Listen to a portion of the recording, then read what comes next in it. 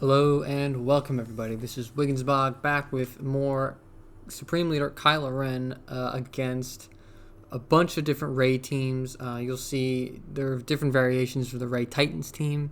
This first one is Jedi Revan lead with Gas, Luke, Rey, and Hermit Yoda. So going right in, first strategy, you want to stun Gas, Fear, Jedi Revan, Fracture Rey. You want to isolate Luke so he doesn't get his stun off on the first turn. Now, sometimes you'll get that stagger on him, which will help. That'll reduce his turn meter and he won't get that first attack, but really there's no difference. Now, on Bastil's second turn, you want to make sure you ability block Hermit Yoda so that he doesn't get that health equalization off. It's fine if he does, because what you're going to do is when you wind up isolating Luke, you want to give Thrawn that cooldown reduction so that you see here he can come right out of Fracture, swap turn meter with the highest turn meter character, which usually is Kylo Ren at that point, and he can go immediately back into the Fracture. And so she doesn't take a turn after her first turn, and then the rest is cleanup, and there you have it.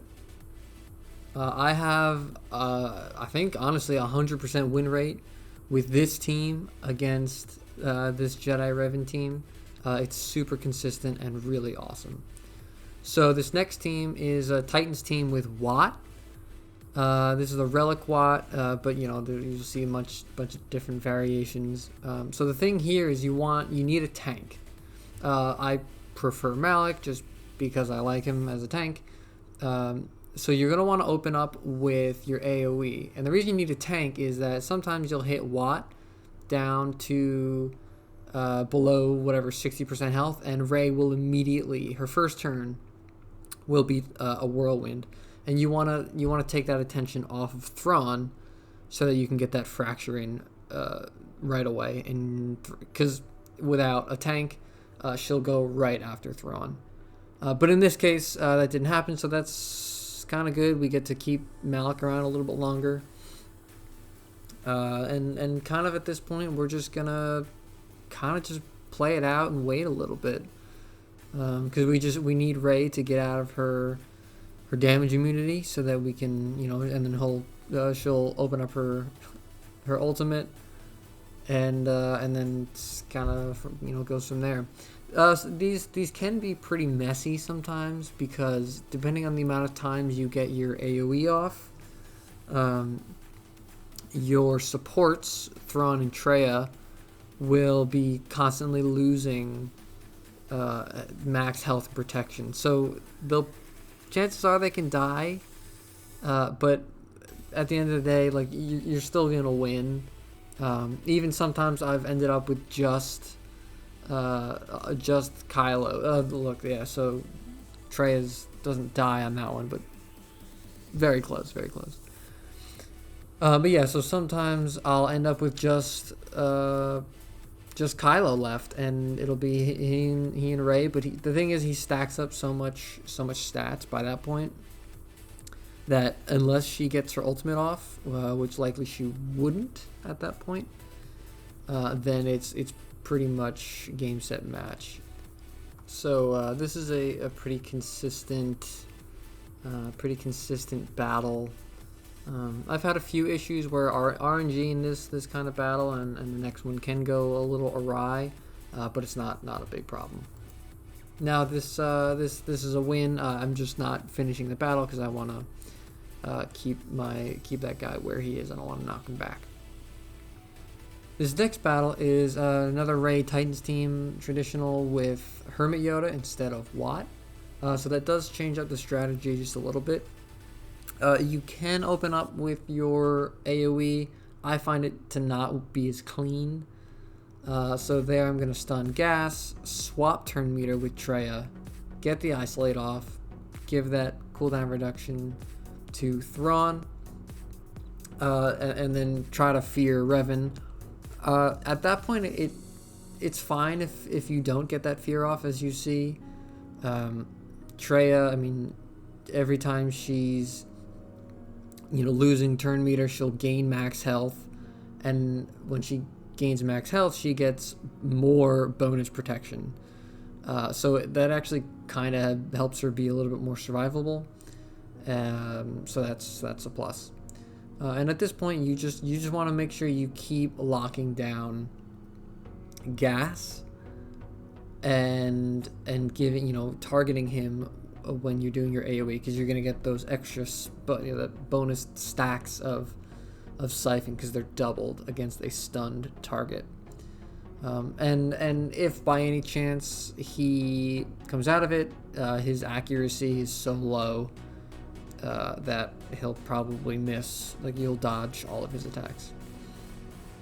So this was a good run, actually. So my support survived the first round, the first ultimate. I believe I lose. Yep, I lose Thrawn here. The whirlwind is kind of unpredictable.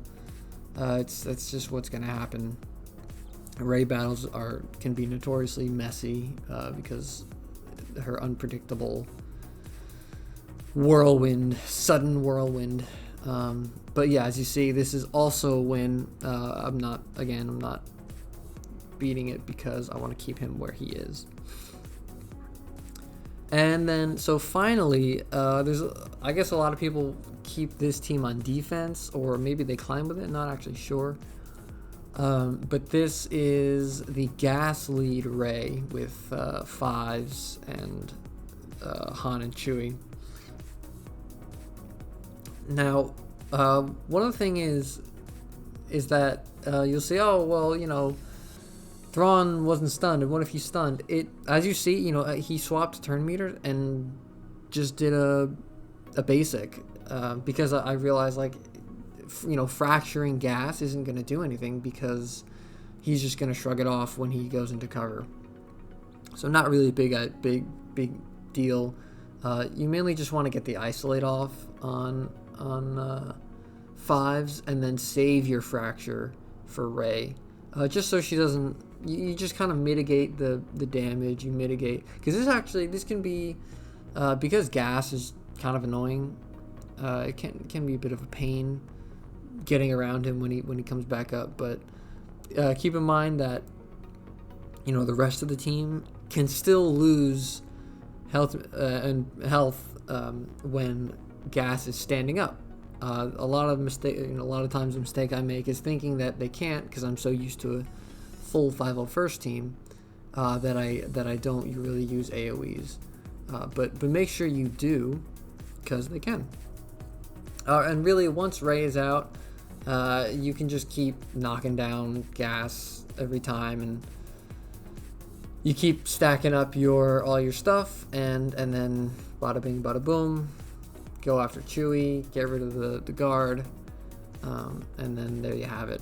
So what can happen is if you don't get gas or the side tunes, or especially Fives, down early enough, gas can get enough stacked offense that he poses kind of an issue, right? So, like, he's kind of wiping out my team here. When it gets to this point, he really can't beat Kylo at full health and protection and 200 stacks of siphon, because when he gets back up, you're just gonna one shot him, and 146 on a basic. So there you have it. Those are the 4 teams that I always see in my arena. Here are my mods. One of the things you'll see is that Traya is fast and thick. I like her that way, but I don't think she has to be that fast. Again, maybe like in the 260 range. Just you want her fast enough where when you pass turn meter, you're not hurting yourself by passing turn meter over to her. So you want to make her as fast as you can. But other than that, thank you all for watching. I hope this helps. Please be sure to subscribe so you're not missing anything. And I will see you all next time.